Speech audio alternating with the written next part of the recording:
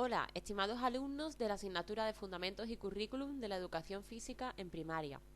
Bienvenidos al tema 5. En este tema veremos los aspectos cualitativos del movimiento, que son la coordinación y el equilibrio, y lo abordaremos a través de los diferentes ítems que veis en pantalla.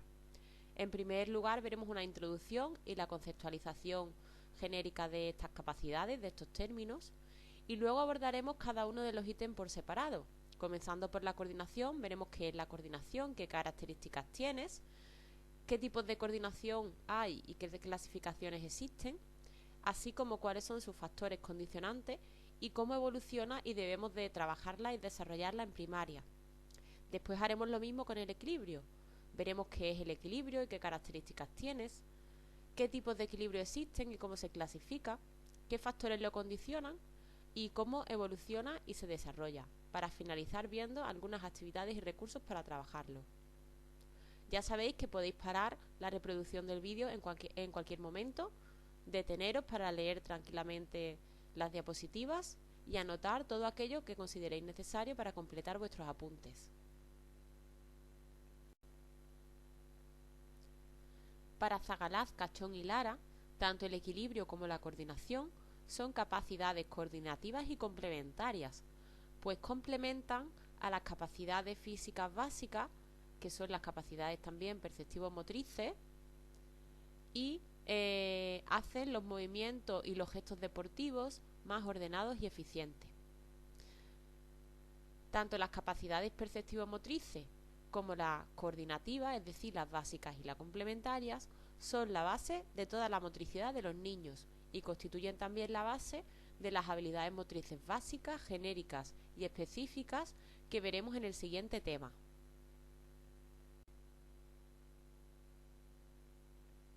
La coordinación y el equilibrio son las capacidades coordinativo-equilibradoras, que precisamente se encargan de regular y organizar el movimiento. Son por tanto los elementos cualitativos que dan calidad de alguna forma al movimiento. Cualquier movimiento, por pequeño que sea, requiere coordinación y una lucha contra la fuerza de la gravedad, que es el equilibrio. De esta forma, ambos factores son cualidades motrices que participan en el desarrollo de las demás habilidades.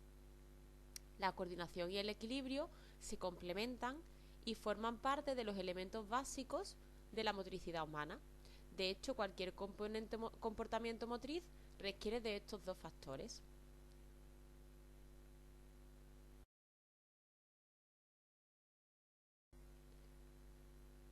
En pantalla podéis ver diferentes definiciones de lo que es la coordinación. Si queréis podéis pausar un momento el vídeo y leerlas con detenimiento.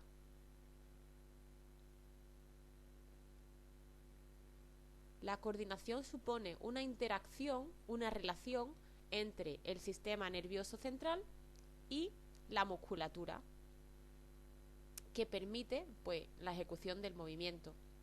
Por tanto, es una capacidad que tienen las personas, que tiene nuestro cuerpo, para realizar un movimiento de forma armónica y voluntaria, implicando diferentes partes corporales o segmentos corporales en dicho movimiento. Para que ese movimiento sea coordinado, pues tiene que haber una buena relación entre el sistema nervioso central y la acción de los músculos.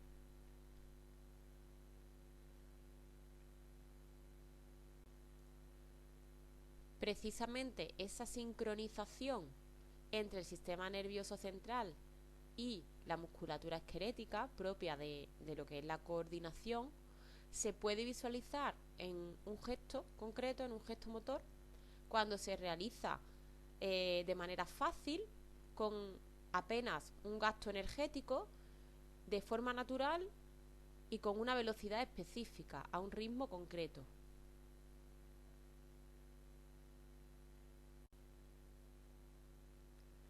No obstante, Castañer y Camerino destacan que para que un movimiento sea coordinado debe de cumplir una serie de criterios, que son estos que veis en pantalla. Uno de estos criterios es la precisión.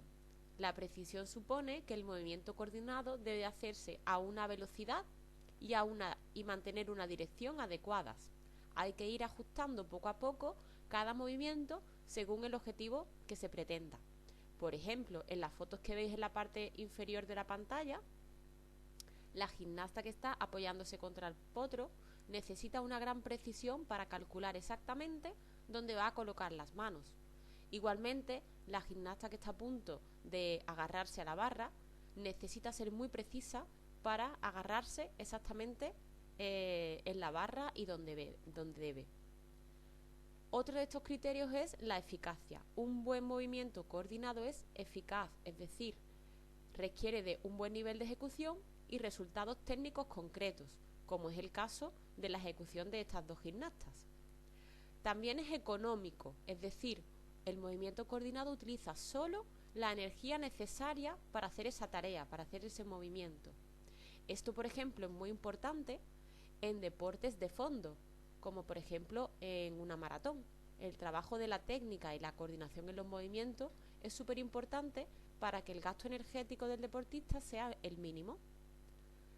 Otra de las características es la armonía.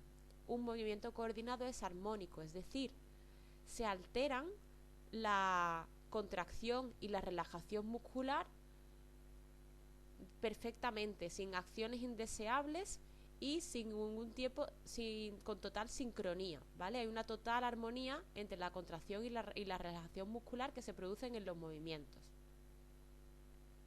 Por tanto, una acción es coordinada cuando utilizamos los grupos musculares precisos con el tono adecuado, cuando obtenemos el resultado que habíamos pensado y queríamos a nivel técnico, cuando gastamos la mínima energía y también cuando tenemos conciencia de lo que hemos realizado, es decir, somos conscientes del movimiento realizado, es un movimiento voluntario.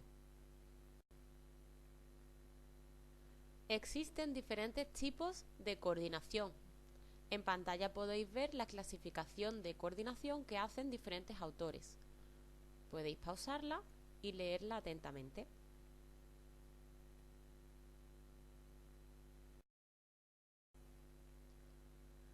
Nosotros nos vamos a centrar en la clasificación que proponen López y Garoz, que dividen o reconocen tres grandes tipos de coordinación: la coordinación dinámico general, la óculo-segmentaria y la disociada.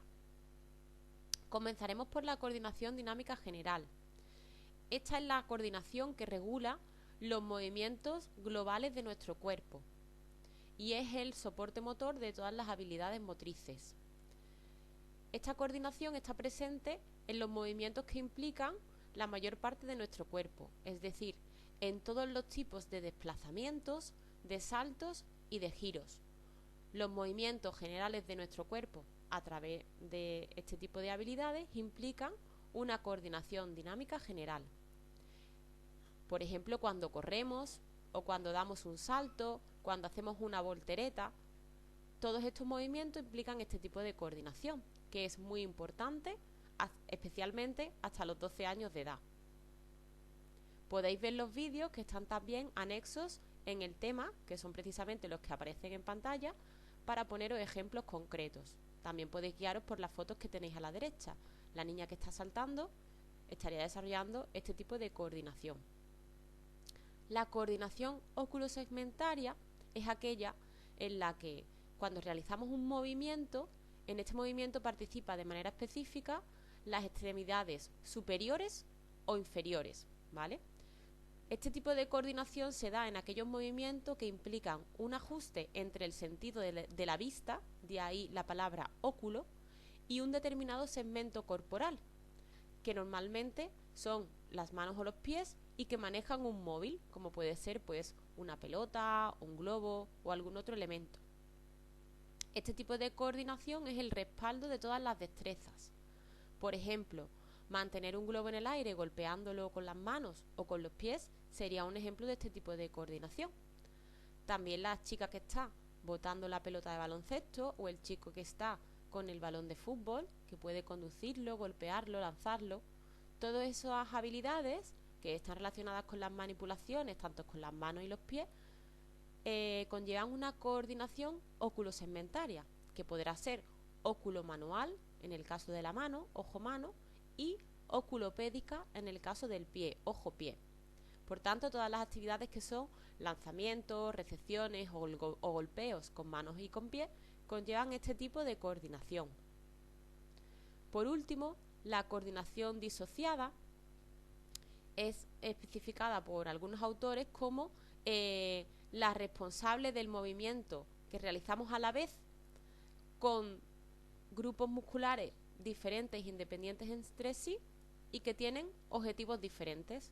Sería el culmen de una coordinación ajustada y completa, sería el tipo de coordinación más compleja y se produce cuando realizamos movimientos con diferentes segmentos corporales con objetivos distintos. Por ejemplo, los malabares que está realizando en pantalla, en la foto de abajo, el artista del Circo del Sol. O, por ejemplo, un jugador de baloncesto que con la mano derecha está botando un balón y con la izquierda está golpeando un globo o lanzando la pelota y recogiéndola. En este caso, vemos que los segmentos corporales están haciendo movimientos diferentes con distintos objetivos y se está manteniendo la coordinación en ambos. De ahí que sea disociada, diferenciada para cada tipo de movimiento.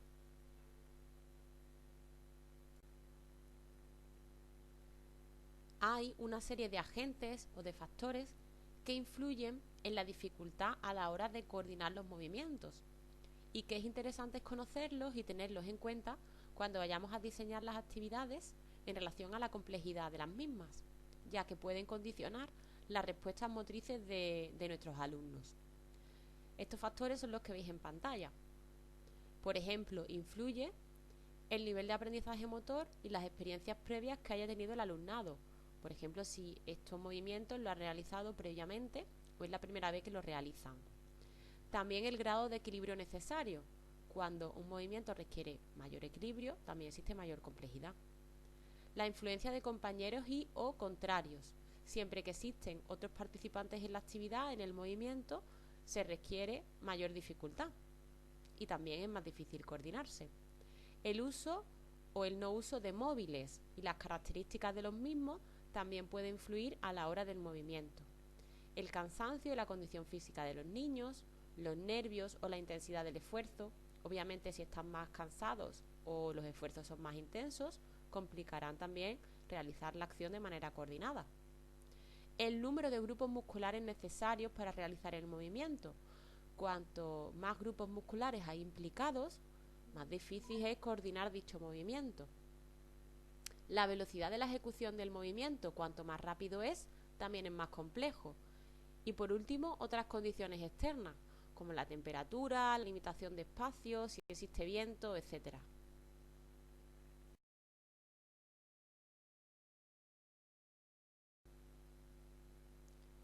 Durante la etapa infantil, la evolución de la coordinación está muy relacionada con el desarrollo general del individuo. Los logros motores de los primeros años del niño van a suponer conquistas sucesivas de formas de coordinación cada vez más complejas. Primero el niño aprenderá a gatear, después se pondrá de pie y aprenderá a marchar, luego será capaz de correr, saltar, etc. Una idea clave es que nunca es una edad temprana para trabajar la coordinación, aunque sí puede ser una edad tardía. ¿Cómo evoluciona esta coordinación? Pues en las primeras edades, cuando el niño nace, el sistema nervioso central y la musculatura esquelética aún no tienen una relación funcional. Entonces es imprescindible el juego para que los niños vayan adquiriendo esta madurez nerviosa y muscular y sean capaces de regular su propio cuerpo y su propia capacidad muscular. Además, la independencia de los miembros superiores e inferiores podrán ir adquiriéndola poco a poco y podrán ir relacionándose cada vez con los objetos y el espacio que les rodea de mejor manera. En un primer momento la coordinación va a ser muy global, los movimientos van a ser muy generales, muy globales, pero poco a poco van a ir progresando. Antes de la pubertad, en torno a los 10 y a los 11 años, los movimientos van a ser más claros y van a estar mejor orientados. Se va a producir un refinamiento de los gestos, sobre todo de la coordinación oculosegmentaria, es decir, oculomanual principalmente y también oculopédica. Hay una mejora cualitativa y cuantitativa en las actividades de coordinación general y se va adquiriendo mayor ajuste, precisión y eficacia en todos los tipos de coordinación. No obstante, en la etapa puberal, en torno a los 12-15 años, con el crecimiento que se produce en los niños, se van a provocar algunos desajustes motores, ya que este crecimiento implica un cambio a nivel general en las partes del cuerpo. No obstante, con la práctica y con la habituación a las nuevas dimensiones del cuerpo se va mejorando. Es un buen momento para iniciar las coordinaciones específicas o deportivas, y la condición física permite que exista un mejor nivel de ejecución en la coordinación, ya que van a tener mejor condición física. Esto después se hace extensible a toda la adolescencia. Por último, en la etapa adulta, hasta los 23 o 25 años, se mantiene el grado de coordinación que se ha ido adquiriendo. No obstante, a partir de ahí, a partir de los 25 años, la degeneración orgánica hace que a partir de esa edad los niveles de coordinación ya vayan disminuyendo y se vaya deteriorando la coordinación. A continuación, como veis en pantalla, planteamos algunas recomendaciones y recursos para el trabajo de la coordinación. Para la coordinación dinámico general, es decir, la coordinación global del cuerpo a través de desplazamientos, saltos y giros, podemos trabajarlo con numerosas actividades. Con desplazamientos de todo tipo, lo importante es que haya mucha variedad, que el niño tenga mucha variedad en las actividades. Vamos a utilizar desplazamientos de todos los tipos: marchas, carreras, cuadrupedias, trepas, rectaciones, en diferentes formas organizativas, individuales, en pareja, en grupos. Juegos de empuje, de transporte de compañeros, de objetos, de tracción, de oposición entre compañeros, saltos de todas las formas posibles, con uno y con 2 pies, con carrera previa, sin carrera, desde una altura, superando una altura, saltando en profundidad, con recursos de apoyo como aros, vallitas, colchonetas, etc. Todo tipo de carreras en diferentes direcciones: línea recta, zigzag, círculo. Juegos generales que implican todo tipo de desplazamientos, saltos y ritmos. Deslizamientos también, con el uso de elementos, incluso patinetes, skate, bicicletas. O juegos con los recursos tradicionales propios de los gimnasios, con espaldera, utilizando también la escalada, las trepas, etc. Es decir, todas las actividades que impliquen desplazamientos, saltos y giros lo más variadas posibles. Para trabajar la coordinación oculosegmentaria, tanto oculomanual como oculopédica, es decir, ojo-mano y ojo-pie, podremos realizar todo tipo de lanzamientos, recepciones, conducciones, golpeos, en definitiva, manipulaciones, actividades de manipulación de diferentes móviles, tanto con las manos como con los pies. Así podremos utilizar botes, conducciones, lanzamientos y recepciones de diferentes tipos de pelotas y de balones y combinaciones de los mismos elementos, juegos populares de puntería con móviles diferentes, como por ejemplo el teje o el balón prisionero, golpeos de pelotas, de globos y de otros recursos propios de la corriente alternativa, como pueden ser indiacas o el manejo de frisbees o discos voladores.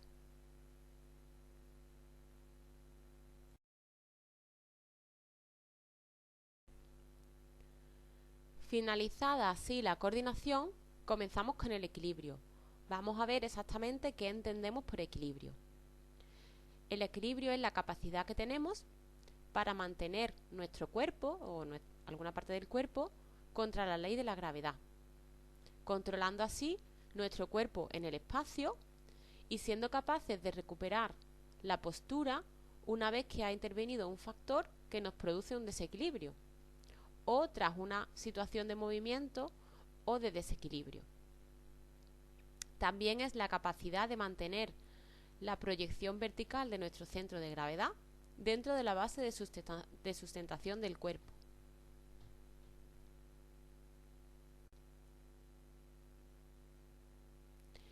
El equilibrio se incluye dentro de estas capacidades coordinativas a las que hacíamos referencia al inicio del tema, como un componente muy importante de la coordinación. El equilibrio se puede mejorar con la práctica, obviamente, y tiene un papel muy importante en todas las actividades motrices y las actividades deportivas, a la hora de controlar el cuerpo y ajustar el movimiento de manera necesaria.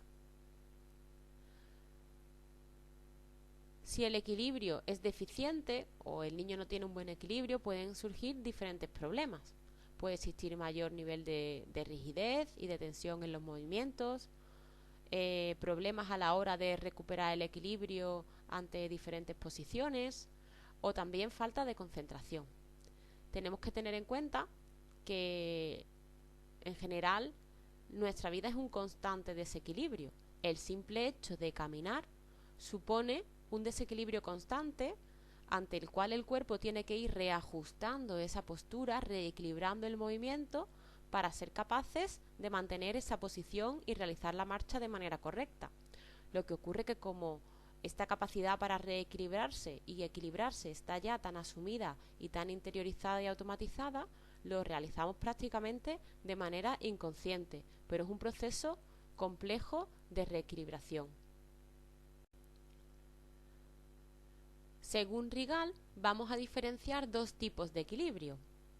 Equilibrio estático, cuando mantenemos una postura o una posición sin desplazamiento, sin movimiento de los segmentos corporales.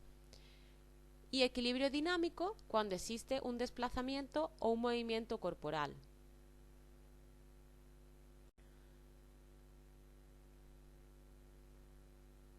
Castañer y Camerino definen el equilibrio estático como un proceso perceptivo motor que busca ajustar nuestra postura en contra de la ley de la gravedad. Y hacemos uso a su vez de una información sensorial, una información que proviene de los sentidos, exteroceptiva y propioceptiva, es decir, externa e interna, cuando el sujeto no imprime una locomoción corporal, es decir, cuando el sujeto no está en movimiento, sino que está de manera estática, sin movimiento, manteniendo una determinada posición. Es por tanto la capacidad de mantener el cuerpo en una determinada posición sin desplazarse, como por ejemplo están haciendo los chicos de la imagen en esa figura de acrosport.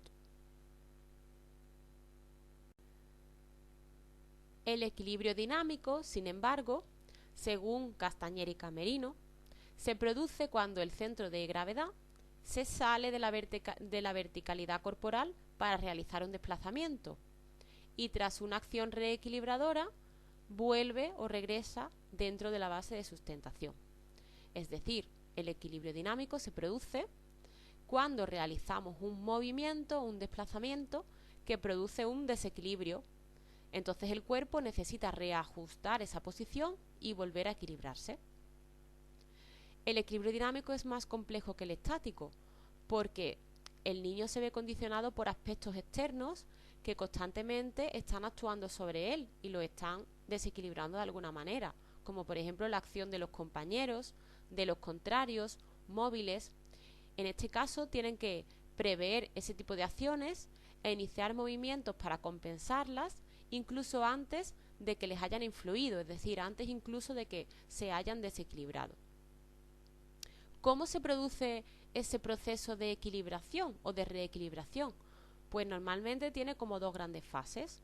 En un primer momento, los receptores sensoriales perciben que hay un desequilibrio que bien está causado por el movimiento del cuerpo o por factores externos, por ejemplo, cuando nos desplazamos o cuando un compañero nos golpea, nos empuja, se produce un desequilibrio.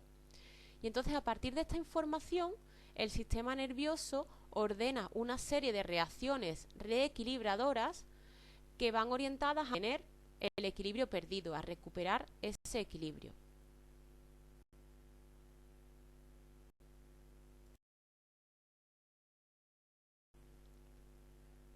Siguiendo a diversos autores, que podéis ver en la parte inferior de la pantalla, diferenciamos 4 grupos de factores que van a condicionar o influir en el equilibrio. Son los factores sensoriales, reflejos, biomecánicos y la propia experiencia. Vamos a ver a continuación uno a uno cada uno de estos factores. Los factores sensoriales se encuentran en nuestro organismo e influyen también en el equilibrio y lo condicionan. Por ejemplo, los órganos del oído. A través de los conductos semicirculares, con la endolinfa y el aparato vestibular, se controla la posición del cuerpo y el equilibrio. Los órganos de la visión, los ojos, nos dan una información importantísima del exterior a nivel visual. Y también los órganos propioceptivos, que son varios. Los husos musculares, que se encuentran en el vientre de los músculos, nos dan información sobre el grado de estiramiento o de contracción del músculo. Los órganos tendinosos de Golgi, que están en la unión del músculo con el tendón y en los tendones, nos aportan información importante sobre la tensión del músculo y nos alertan cuando la tensión del músculo es excesiva para que no se produzca una lesión. Los propioceptores cásulo-ligamentosos se encuentran en la cápsula y en los ligamentos e informan sobre la posición y el movimiento que se produce en las articulaciones. Todos estos elementos de manera interna influyen y condicionan nuestro propio equilibrio. Los factores biomecánicos son tanto elementos externos al propio cuerpo como internos y atañen a la relación entre el cuerpo y la actividad física que realizamos. Son estos que veis en pantalla. Son principalmente el centro de gravedad y la base de sustentación. Vamos a trabajar o a explicar estos dos conceptos, que son bastante complejos quizá, por separado. El centro de gravedad es el punto donde se aplica la resultante de las fuerzas gravitatorias que ejercen un efecto en nuestro cuerpo. Sería la intersección entre los tres planos, el plano sagital, frontal y horizontal. Y podemos decir que en una posición erguida se encuentra aproximadamente a la altura del ombligo, como podemos observar en la fotografía que ven en pantalla. Este punto, el centro de gravedad, se modifica, es decir, varía cuando modificamos la posición del cuerpo. Por ejemplo, si levantamos los brazos, como la fotografía que veis en la pantalla, el centro de gravedad sube un poquito. Si nos inclinamos hacia adelante, el centro de gravedad baja y se inclina con nosotros. Por lo tanto, va a ir variando en función de la posición que adoptemos. La base de sustentación es la superficie delimitada por los apoyos imprescindibles para mantener una postura. Por ejemplo, en la fotografía que veis a la izquierda de los dos pies, la base de sustentación sería esa superficie delimitada por la parte externa de los dos pies. Sería pues nuestra superficie de apoyo, por así decirlo. Estos dos elementos, tanto el centro de gravedad como la base de sustentación, van a influir en el equilibrio. ¿Y cómo influyen? Pues vamos a verlo. Comenzamos por la base de sustentación. Influye la amplitud de la base de sustentación, la dimensión. Cuanto mayor es la base de sustentación, más fácil es mantener el equilibrio. Por ejemplo, si estamos de pie con las piernas abiertas, es más fácil mantener el equilibrio que si estamos sobre un solo pie, donde nuestra base de sustentación sería más pequeña. Por tanto, cuanto mayor es la base de sustentación, más fácil es mantener el equilibrio. Cuanto menor es la base de sustentación, más difícil es mantener el equilibrio.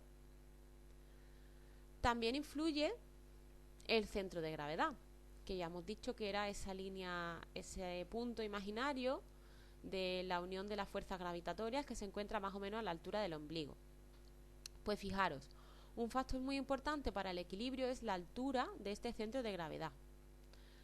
Cuanto más cerca se encuentra el centro de gravedad de la base de sustentación, más fácil es mantener el equilibrio. Por ejemplo, es más fácil mantener el equilibrio si estamos agachados, ya que esa altura del centro de gravedad es menor, que si estamos, por ejemplo, de pie, porque hay más separación entre la base de sustentación y el centro de gravedad. También es importante si la base de sustentación es estable o es móvil, la estabilidad de esa base de sustentación.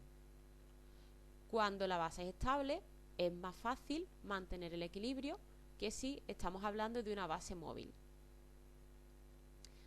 Estos dos conceptos, ¿cómo se interrelacionan? Base de sustentación y centro de gravedad? Pues fijaros, siempre que la línea vertical del centro de gravedad caiga dentro de la base de sustentación, estamos en una posición de equilibrio. Es decir, siempre que el centro de gravedad esté dentro de la base de sustentación, no estamos desequilibrados. En el momento que variamos la postura y el centro de gravedad se proyecta fuera de la base de sustentación, entonces se produce un desequilibrio y el cuerpo tiene que reequilibrarse, ¿vale? Otros factores condicionantes a nivel biomecánico, además de todo lo que hemos visto de base de sustentación y centro de gravedad, la altura y la masa o el peso corporal. Fijaros, cuanto más masa o peso corporal tiene un sujeto, más difícil es desequilibrarlo. Sin embargo, una vez que se ha desequilibrado, más difícil es también que pueda recuperar el equilibrio.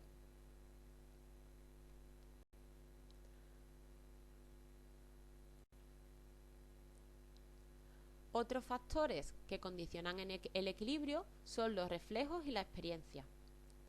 Los reflejos actúan de manera automática cuando aparece un determinado estímulo. Por ejemplo, hacemos aspavientos con los brazos cuando nos vamos a caer y eso puede ayudar a volver a recuperar el equilibrio, a reequilibrarnos. La experiencia hace referencia a los aprendizajes previos del alumnado de determinados patrones motores.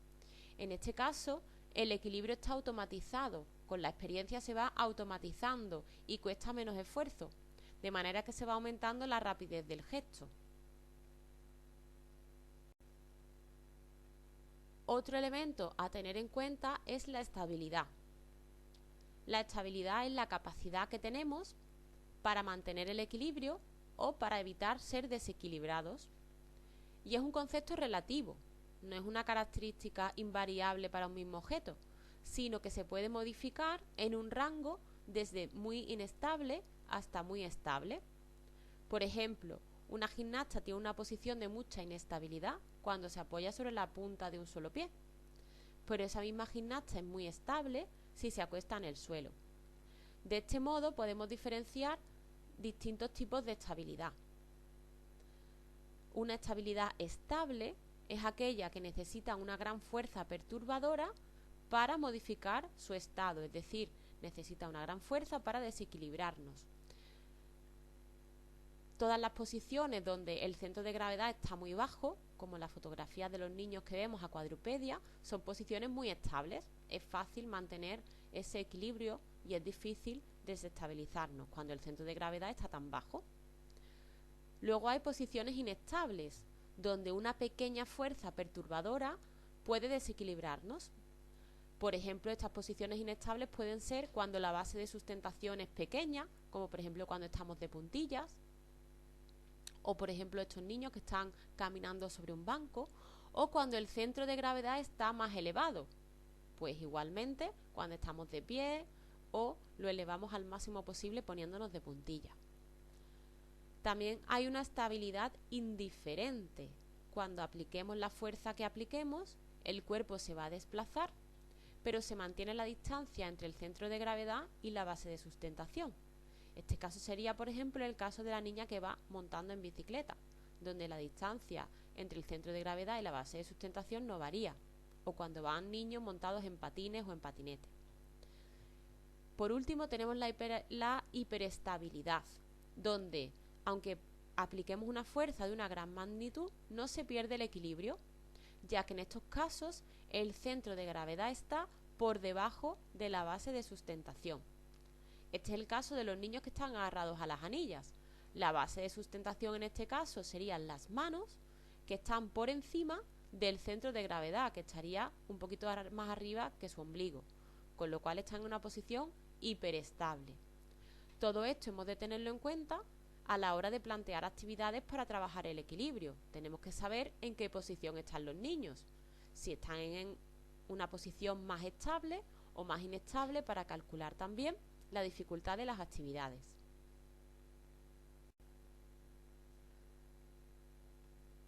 ¿Cómo evoluciona y se desarrolla el equilibrio? Pues tenemos que tener en cuenta que el equilibrio no es una función innata, es decir, el niño no nace ya con el equilibrio desarrollado, sino que va evolucionando de manera paralela a su desarrollo psicomotor. No obstante, hay una gran controversia entre los diferentes autores en cuanto a la fase sensible y de trabajo del equilibrio. No obstante, la capacidad de equilibrio estático alcanza un nivel bastante bueno al final de la etapa de infantil, en torno a los 5 o a los 6 años, por lo cual podemos decir que cuando nos llegan a primaria con 6 años, el niño ya tiene un buen nivel, un grado suficiente de equilibrio estático como para trabajarlo. El equilibrio dinámico se desarrolla con posterioridad. Hay autores que dicen que entre los 10 y los 12 años es especialmente una fase sensible muy importante para trabajar tanto el equilibrio estático como el dinámico, ya que el dinámico alcanza años más tarde su potencial y comienza a descender poco a poco a partir de los 35 y los 40 años. La idea más importante que tenemos que tener en cuenta es que nuestro sistema nervioso presenta plasticidad para mejorar el equilibrio, es decir, pues podemos trabajarlo y se mejora entre los 5 y los 12 años, que constituye principalmente la etapa educativa de educación primaria. De forma concreta y siguiendo lo que se establece en el currículum escolar para el desarrollo del equilibrio en primaria, entre los 6 y los 12 años, podemos decir que en el primer ciclo debemos de trabajar principalmente el equilibrio estático en situaciones sencillas y básicas, donde manipulando el tamaño de la base de sustentación crearemos diferentes actividades con distintos niveles de complejidad. Por ejemplo, manteniéndonos sobre un solo pie, estamos trabajando el equilibrio estático, donde hemos manipulado la base de sustentación, la hemos hecho más pequeña para dificultar la acción. Este tipo de actividades de equilibrio estático donde manipulamos la base de sustentación es la que iremos trabajando con los niños más pequeños en primer ciclo. En el segundo ciclo podemos avanzar un poco en el desarrollo del equilibrio estático y vamos a incidir en situaciones más complejas. Ya no solo vamos a disminuir el tamaño de la base de sustentación, sino que podemos partir de situaciones elevadas, donde el centro de gravedad esté más alto, donde nos subamos a elementos como por ejemplo un banco y donde haya oposición de los compañeros.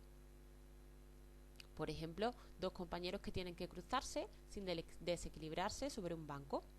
En este caso también vamos a empezar ya a trabajar el equilibrio dinámico, pero en situaciones más sencillas. Por último, en el tercer ciclo se plantearán ya actividades de mayor complejidad, tanto para el equilibrio estático como para el equilibrio dinámico, centrándonos principalmente ya en el equilibrio dinámico, y se combinarán todos los factores. Jugaremos con la base de sustentación, con la altura de gravedad y también incluso con la acción de componentes y compañeros externos que nos desequilibren en momentos determinados.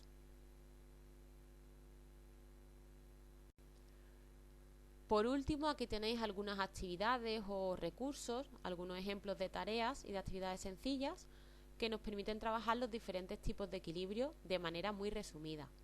Por ejemplo, el equilibrio estático, pues habíamos comentado que podemos trabajar disminuyendo la base de sustentación y también añadiendo la acción de oponentes, de distracciones, de elementos externos que puedan desequilibrarnos en un momento determinado.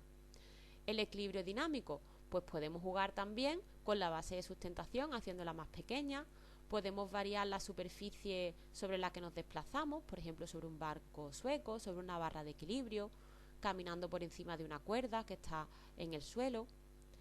Podemos utilizar también saltos sencillos o desde una altura, intentando mantener el equilibrio al caer.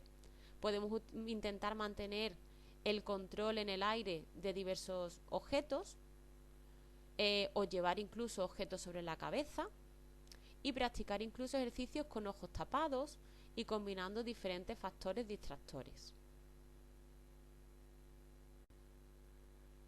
Por último, aquí tenéis la bibliografía de referencia del tema, por si queréis hacer alguna consulta o ampliar información. Y finalizamos aquí. Recordad que si tenéis alguna duda, anotadla por favor y la vemos el próximo día en clase. Un saludo y hasta pronto.